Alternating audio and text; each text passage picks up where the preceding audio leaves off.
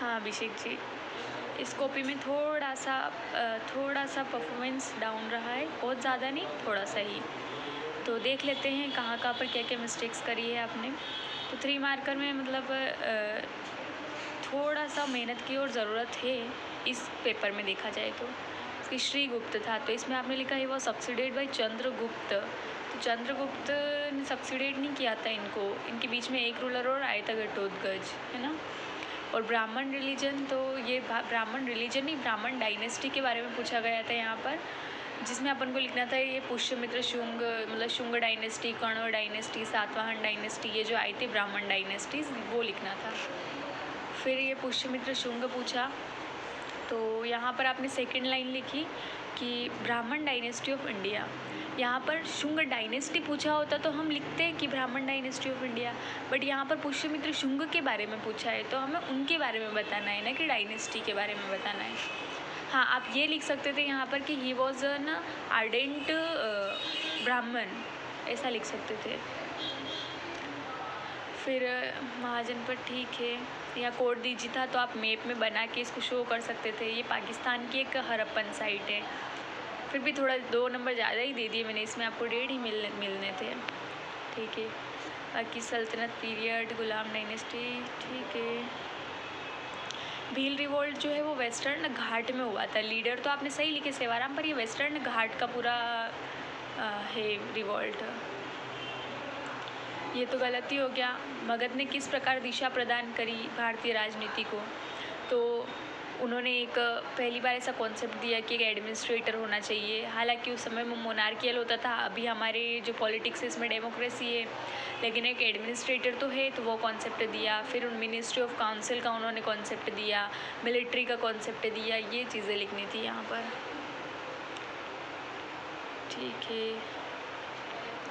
बाकी तो कहाँ प्रॉब्लम करी आपने, ये वाला 6th सेंचुरी।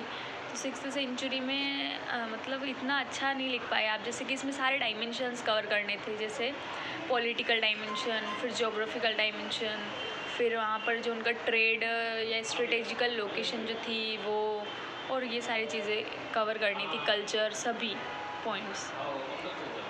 फिर ये परमानेंट सेटलमेंट, ठीक है। ये चरण पादुका मैसेकर जो है ये छतरपुर में हुआ था, ना कि सागर में।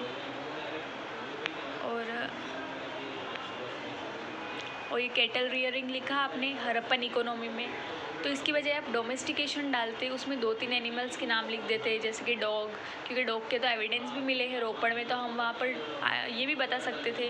लेकिन कैटल रियरिंग करके पॉइंट नहीं डालना था, क्योंकि कैटल रियरिंग जो है वो वैदिक पीरियड का प्रोमिनेंट चीज़ थी, ये वैदिक पीरियड में, ना कि हरप्पन में।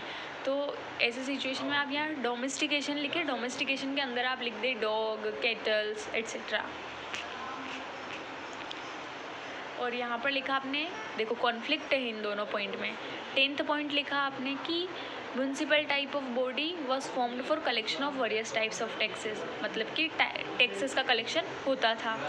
और 11th पॉइंट में हमने लिखा there were no taxation system developed during their time, कि इस समय कोई टैक्सेशन सिस्टम ही डेवलप नहीं हुआ। तो दोनों पॉइंट आपके ही आप कॉन्फ्लिक्ट में डाल रहे हो, एक में आप बोल रहे हो कि टैक्स कलेक्ट होता था, एक में आप बोल रहे हो टैक्सेशन सिस्टम डेवलप ही नहीं हुआ, तो कॉन्फ्लिक्ट हो गया ना।